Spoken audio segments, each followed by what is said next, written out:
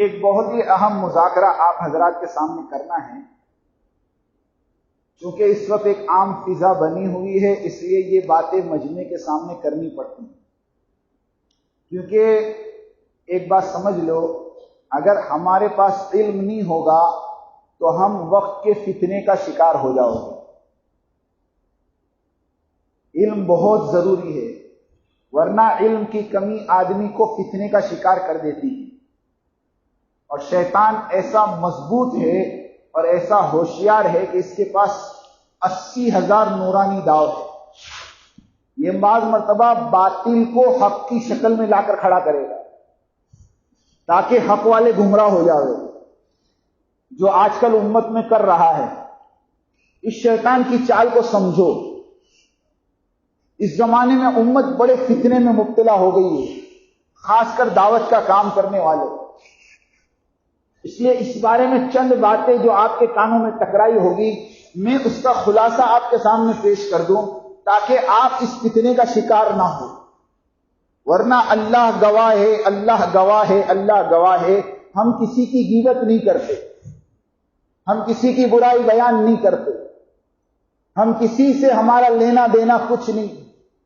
ہم تو صرف آپ لوگوں کے سامنے پتہ نہیں پھر کبھی ہماچل آنا ہو نہ ہو، اس لیے ایک امانتاً ایک بات آپ کے سامنے رکھتے کہ اللہ رب العزت نے اس دعوت والے کام کی مرکزیت کے لیے بستی نظام الدین بنگلے والی مسجد کو منتخب کیا ہے۔ آج 80 سال سے وہ ہمارا مرکز ہے، اور پوری دنیا میں جو خیر پھیلی ہے وہاں سے پھیلی ہے، اور دنیا میں جس کو عزت ملی ہے وہاں سے ملی ہے، جس کا نام دنیا میں ہوا ہے وہاں سے ہوا ہے۔ جس مرکز سے، جس علاقے سے، جس مسجد سے اور جس دین کی محنت سے ہمیں عزت ملی ہو، ہم اسی محنت کو توڑنے پر آویں اور اسی محنت کا ہم جنازہ نکالیں، یہ تو دوستو خدا بھی معاف نہیں کرے گا۔ معاصر رحمۃ اللہ علیہ فرمایا کرتے تھے کہ جمعہ کے چھوڑنے والے کو تو اللہ معاف کریں گے، لیکن امت کے توڑنے والے کو اللہ معاف نہیں۔ یہ امت بڑی قربانی سے بنی، اس لیے اللہ کا واسطہ دے کر کہتا ہوں امت کو مت توڑو۔ اختلافات اپنی جگہ پر، اختلافات اپنی جگہ پر ہوں گے، ہمیں اس سے انکار نہیں ہے، لیکن اپنی ذاتی مفادات کے خاطر امت کو مت توڑو۔ کام نظام الدین سے چلا ہے اور انشاءاللہ قیامت تک وہیں سے چلے گا، یہ بات طے ہے۔ دنیا کی کوئی طاقت اس سے ٹکرا نہیں سکی۔ جب ہندوستان آزاد ہوا تو ہندوستان کے جو پہلے وزیر اعظم تھے، انہوں نے ارادہ کیا کہ اس بنگلے والی مسجد پہ پابندی لگاؤ، تو مولانا ابوالکلام آزاد جو اس زمانے کے وزیر تعلیم تھے، انہوں نے باقاعدہ وقت کے وزیر اعظم کو کہا کہ ہندوستان میں جس سے ٹکرانا ہو ٹکرا لینا، مگر ان بوریے بستر والوں سے ٹکرائے گا تو تیرا کوئی ٹھکانہ نہیں۔ یہ مرکز وہ جگہ ہے، اس سے ٹکرانے والے آج تک ٹھکانے نہیں پائے۔ اللہ نے اس جگہ کو منتخب کیا ہے، اور حضرت مولانا انعام الحسن صاحب رحمۃ اللہ علیہ کا جب انتقال ہوا تو حضرت مولانا انعام الحسن صاحب رحمۃ اللہ علیہ نے انتقال سے پہلے 10 آدمی کی شورا بنائی تھی، جیسے حضرت عمر رضی اللہ تعالیٰ عنہ نے اپنے انتقال سے پہلے 6 آدمیوں کی شورا بنائی تھی۔ سمجھ لو میری بات۔ حضرت عمر رضی اللہ تعالیٰ عنہ کو امیر حضرت ابو بکر رضی اللہ تعالیٰ عنہ بنایا، اور حضرت ابو بکر رضی اللہ تعالیٰ عنہ کو امیر اللہ کے نبی بنا کر گئے۔ اللہ کے نبی اپنے مصلی پر ابو بکر کو کھڑا کر کے اپنے بعد اس امت کا امیر ابو بکر کو منتخب کیا، اور ابو بکر رضی اللہ عنہ کا جب انتقال کا وقت قریب آیا تو حضرت ابو بکر رضی اللہ تعالیٰ نے حضرت عمر کو بلایا اور امارت حضرت عمر کے سر پر رکھی۔ تو اس وقت صحابہ نے کہا کہ اے امیر المومنین ابو بکر، آپ ہمارے اوپر ایک تند خو اور ایک سخت مزاج آدمی کو امیر بنا رہے، تو حضرت ابو بکر رضی اللہ تعالیٰ نے کہا کہ میں اللہ سے ملوں گا تو میں کہوں گا اے اللہ تیرے نبی کی امت کے سب سے بہترین فرد کو تیرے نبی کی امت کا امیر بنا کر آیا. اور جب حضرت عمر رضی اللہ تعالیٰ کا انتقال ہوا تو حضرت عمر رضی اللہ تعالیٰ عنہ نے 6 آدمی طے کیے. سنو نام: حضرت عثمان غنی رضی اللہ تعالیٰ عنہ، حضرت علی رضی اللہ تعالیٰ عنہ، حضرت عبد الرحمن ابن عوف رضی اللہ تعالیٰ عنہ، حضرت طلحہ رضی اللہ تعالیٰ عنہ، حضرت زبیر رضی اللہ تعالیٰ عنہ، اور اپنے بیٹے عبداللہ ابن عمر کو ساتھ میں رکھ کر ان 6 افراد کو کہا کہ میرا جب انتقال ہو جائے تو تم اپنے میں سے ایک کو امیر بنا لینا. ان 6 افراد نے حضرت عمر کے انتقال کے بعد مشورے سے حضرت عثمان رضی اللہ تعالیٰ عنہ کو امیر بنایا. ایسے ہی حضرت مولانا الیاس صاحب نے مولانا یوسف صاحب کو امیر بنایا، اور مولانا یوسف صاحب کا اچانک انتقال ہو گیا، اس لیے مولانا زکریا صاحب نے مولانا انعام صاحب کو امیر بنایا. اور حضرت مولانا انعام صاحب نے انتقال سے پہلے سنت فاروقی پر عمل کرتے ہوئے 10 آدمی کی شورا بنائی تھی امیر بنانے کے لیے.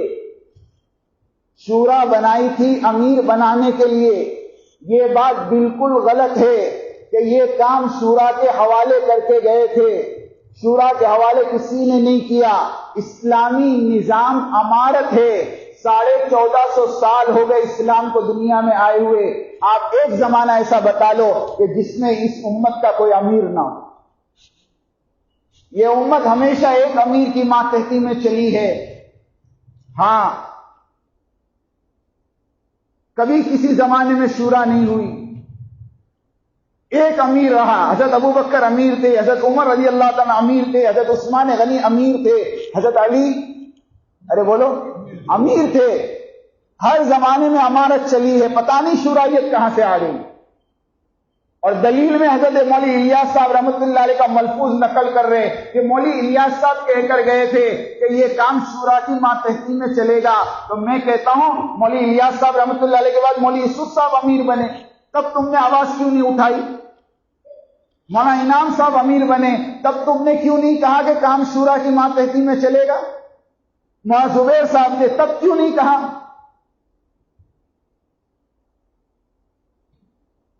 حضرت مولانا انعام صاحب نے 10 آدمی کی شورا بنائی، اور وہ 10 آدمی حضرت مولانا انعام صاحب کے انتقال کے بعد نظام الدین بنگلے والی مسجد میں 3 دن تک مشورہ کیا.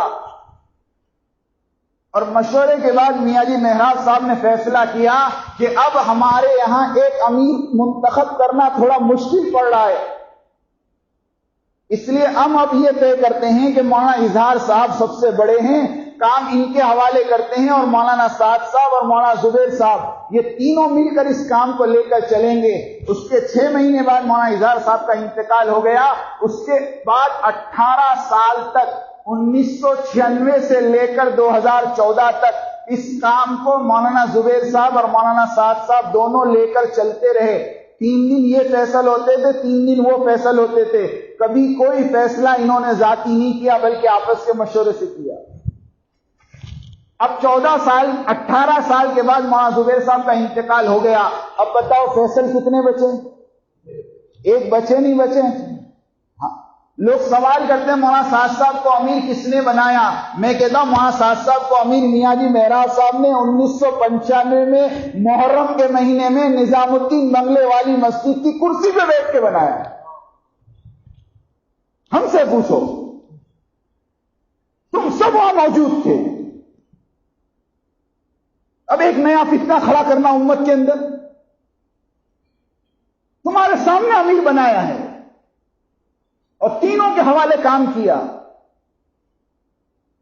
اگر شورا شورا شورا شورا تو پھر وہ 10 آدمی کی جو شورا بنی تھی وہ باری باری فیصل کیوں نہیں بنے؟ اب سوچو، مولانا عمر صاحب بھی تھے، میاں جی مہراج صاحب بھی تھے وہ شورا میں. تو امیر تو 1995 میں مولانا سعد صاحب کو بنایا ہے، اور یہ امیر بنے نہیں ہے، بچے ہیں.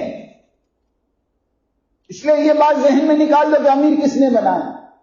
دوسری بات کہ شورا ہونی چاہیے، لیکن شورا امیر کی ماتحتی میں ہوتی ہے. بغیر امیر کے شورا نہیں ہوتی، بغیر امیر کے شورا نہیں ہوتی. شورا امیر کی ماتحتی میں ہوتی ہے. اللہ کے نبی کی حدیث ہے جس جماعت کا کوئی امیر نہیں اس جماعت کا امیر بولو. پوچھو ان سے تمہارا امیر کون ہے؟ کوئی امیر نہیں ہے تو کون امیر ہے ان کا؟ شیطان. حدیث ہے پکی، 3 آدمی بھی کہیں جاؤ تو اپنے میں سے ایک کو اے ایمان والو اللہ رسول کی اطاعت کرو اور اپنے ارے بولو پورے قرآن حدیث میں امیر امیر امیر امیر ملے گا، شورا کہیں ہے ہی نہیں. قرآن میں 2 جگہ شورا کا لفظ ہے، وَأَمْرُهُمْ شُورَى بَيْنَهُمْ، وَشَاوِرْهُمْ فِي الْأَمْرِ، یہ 2 جگہ ہے. اور اس جگہ شورا سے مراد شورا نہیں ہے، مشورہ ہے. اللہ اپنے نبی کو حکم دے رہے ہیں کہ آپ آپس میں مشورہ کیا کرو. ترجمے والا قرآن پڑھو، بولے مت بنو، جو جہاں لے جائے اس کے پیچھے چلے. سوچو تو صحیح کہاں جا رہے ہو. امیر کی ماتحتی میں شورا ہوتی ہے. اور حضرت جی مولانا سعد صاحب نے سنو یہ بات میں اونا میں بھی کہہ کر آیا، 8 دسمبر سن 2015 کو نظام الدین کے 4تھے منزلے پر بیٹھ کر حضرت جی نے اپنی شورا بنائی ہے. اور اس شورا کے اندر ایک نام حضرت مولانا سعد صاحب کا، دوسرا نام مولانا ابراہیم دیولا صاحب کا، تیسرا نام مولانا احمد لاٹ صاحب کا، چوتھا نام مولانا یعقوب صاحب سہارنپوری کا، 5واں نام مولانا زہیر الحسن صاحب کا، 6واں نام میاں جی عظمت صاحب کا، 7واں نام مولانا عبدالستار صاحب کا، 8واں نام پروفیسر عبدالعلیم صاحب کا. یہ 8 افراد کی شورا 8 دسمبر سن 2015 میں بنی ہے. اور اس پرچے کے اوپر مولانا احمد لاٹ صاحب کے، مولانا ابراہیم صاحب دیولا کے اور مولانا یعقوب صاحب کے دستخط ہے. اور اس پرچے کو لکھنے والے بھائی فاروق صاحب بنگلور والے. اور اسی شورا کی ماتحتی میں حضرت کام کر رہے ہیں. نظام الدین میں امیر بھی ہے، شورا بھی ہے. اگر کوئی تم کو یوں کہے کہ ان کو امیر کس نے بنایا، ان کو کہو میاں جی مہراج صاحب نے بنایا. یہ کہے کہ شورا قبول نہیں کرتے تو شورا تو نظام الدین میں بنی ہوئی ہے. حضرت فرماتے ہم نظام الدین کی شورا ہے، ہمارے یہاں عالمی شورا نہیں ہے، عالمی مشورہ ہے. مشورہ عالمی شورا حالات کے اعتبار سے ہم نہیں بنا سکتے. ہندوستان کے مرکز پر پڑوس کے ملک کے لوگ اگر شورا میں ہوں تو بتاؤ ہندوستان میں یہ تحریک چلے گی؟ سوچو تو صحیح. تمہاری کمیٹی میں پڑوس کا کوئی فرد ہو تو حکومت تمہاری کمیٹی پہ تالا لگا دے گی. یہ تو اللہ جزائے خیر دے حضرت جی کو کہ حضرت جی نے یہ عالمی شورا کے پرچے پر دستخط نہیں کیا. اگر دستخط کر دیتے نظام الدین میں تالا لگ جاتا. ہاں حالات آپ لوگوں کے سامنے ہیں، ہماچل کے، ہندوستان کے. حضرت نے کہا ہمارے عالمی شورا نہیں ہے، ہمارے یہاں ہندوستان کی شورا ہے. اور ہندوستان کی شورا کے یہ 8 افراد میں نے آپ کو گنائے. شورا بھی بنی ہوئی ہے اور حضرت جی بھی طے ہے. اور تیسری بات یہ کہہ رہے ہیں کہ نہج بدل گیا، نہج بدل گیا. ان کو پوچھو کیا نہج بدلا؟ ہمارا کام ہمیشہ نہج سیرت پر ہوگا اور نہج نبوی پر ہوگا. اور اللہ کے نبی جس نہج پر اس کام کو کیا اسی نہج پر کرو گے کہ کسی اور کے بتائے ہوئے نہج پر کرو گے؟ بھائی مولانا الیاس صاحب رحمۃ اللہ علیہ کے زمانے میں کام الگ تھا. اس زمانے میں 6 باتیں ہوتی تھی. ہاں تبلیغ نصاب پڑھی جاتی تھی. ارے پڑھی جاتی تھی نہیں پڑھی جاتی تھی. مولانا یوسف صاحب رحمۃ اللہ علیہ کے زمانے میں حیات الصحابہ لکھی گئی. تب تو کسی نے شور نہیں مچایا کہ نہج بدل گیا. مولانا انعام الحسن صاحب کے زمانے میں مسجد و جماعت کے 5 کام آ گئے. تب کسی نے شور نہیں مچایا نہج بدل گیا. اور ابھی حضرت نے منتخب شروع کی، دعوت تعلیم استقبال شروع کیا تو پوری دنیا میں چلاتے ہو نہج بدل گیا. دعوت تعلیم استقبال یہ مسجد نبوی کا عمل ہے. مسجد نبوی کا عمل ہے، نبوی کا. مسجد کے اندر تعلیم ہوتی تھی اور صحابہ بازاروں میں سے لوگوں کو لے کر مسجد میں آتے تھے، پڑھو کتاب، پڑھو سیرت۔ ہم تو نہج نبوی پر چلیں گے۔ ہاں، یہ کام نبی کی نیابت کا ہے۔ سنو، یہ کام ہم مولی الیاس کے لیے نہیں کر رہے، اور مولی یوسف کے لیے نہیں کر رہے، اور مولی انعام کے لیے نہیں کر رہے، اور مولی زبیر کے لیے نہیں کر رہے، اور مولانا صاحب صاحب کے لیے نہیں کر رہے۔ یہ کام تو آخری نبی کا آخری امتی ہونے کے ناطے کر رہے ہو۔ ہمارا تعلق بنگلے والی مسجد سے ہے۔ اس بنگلے والی مسجد کے اندر جو ہے وہ ہمارا امیر ہے، وہ ہمارا رہنما ہے، وہ ہمارا رہبر ہے، چاہے وہاں کوئی بھی ہو۔ مولی الیاس صاحب تھے، وہ ہمارے امیر تھے۔ مولی یوسف صاحب تھے، وہ ہمارے امیر تھے۔ مولی انعام صاحب تھے، وہ ہمارے امیر تھے۔ مولانا زبیر صاحب تھے، وہ ہمارے امیر تھے۔ اب مولانا ساج صاحب ہے، وہ ہمارے امیر ہے، اور آئندہ ان کے بعد جو ہوگا وہ ہمارا امیر ہے۔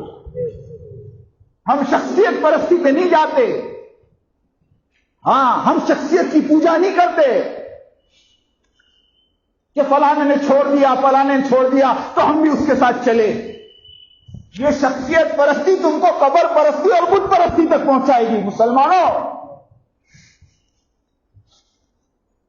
کسی نے بھی چھوڑا ہو وہ اپنے عمل کا خود ذمہ دار ہے۔ نظام الدین میں امیر بھی طے ہے، شورا بھی بنی ہوئی ہے، اور نہج سیرت صحابہ ہے۔ جا کر کسی کو اگر دیکھنا ہو تو جا کر وہاں کے بیانات سن لو۔ سارے بیانات آپ صلی اللہ علیہ وسلم کی صحابہ کی سیرت پر بیان ہوتے۔ میں آپ کو ایک مثال دوں، نہج مثال دوں آپ کو، برا تو لگے گا، معاف کرنا۔ مولانا الیاس صاحب رحمۃ اللہ علیہ کے زمانے میں فجر کا بیان مولانا الیاس صاحب کرتے تھے، اور مولانا یوسف صاحب کے زمانے میں فجر کا بیان مولانا یوسف صاحب کرتے تھے، اور مولانا انعام صاحب کے زمانے میں فجر کا بیان مولانا عمر صاحب رحمۃ اللہ علیہ کرتے تھے۔ ارے ایک ہی آدمی کرتا تھا؟ نہیں کرتا تھا۔ اور مولانا انعام صاحب کا جب انتقال ہو گیا تو پھر فجر کا بیان 4 آدمیوں میں ہونے لگا۔ نہیں ہونے لگا؟ ایک دن مولانا صاحب صاحب کرتے تھے، ایک دن محمد لاڈ صاحب کرتے تھے، ایک دن مولانا ابراہیم صاحب دیولا کرتے تھے، اور ایک دن مولانا یعقوب صاحب کرتے تھے۔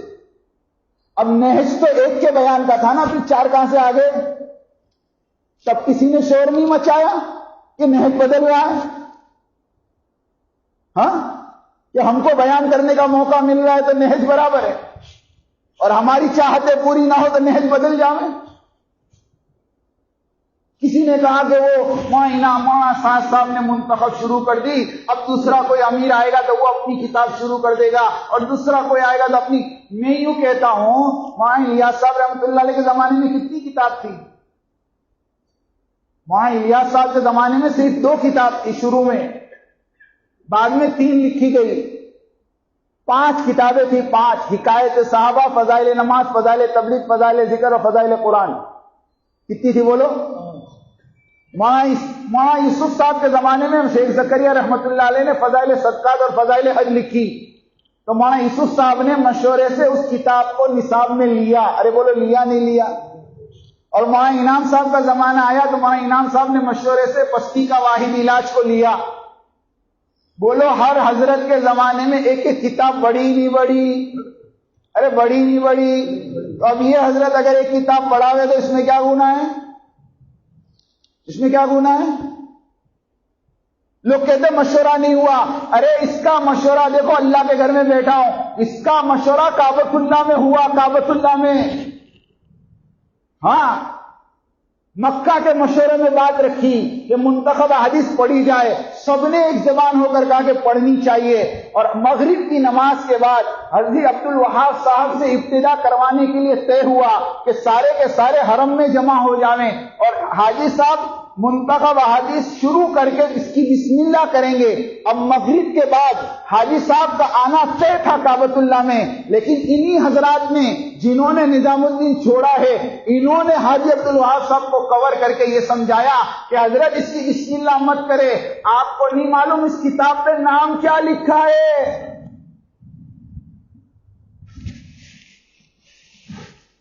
پتہ ہے نا کیا نام لکھا ہے؟ یہ کتاب ہم نہیں چلنے دیں گے، اور حاجی صاحب کو نہیں آنے دیا گیا کعبۃ اللہ میں. بتاؤ, سارا مجمع انتظار کرتے کرتے عشاء ہو گئی. پھر حضرت نے نظام الدین آ کر اس کا مشورہ کیا اور مشورے میں طے کیا.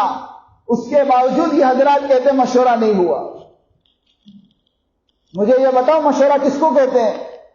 کہ مشورے میں ایک امیر ہوتا ہے اور وہ سب سے رائے لیتا ہے, اور رائے لینے کے بعد وہ اگر فیصلہ کر دیں تو بتاؤ اپنی رائے بدل دینی چاہیے کہ نہیں بدلنی چاہیے؟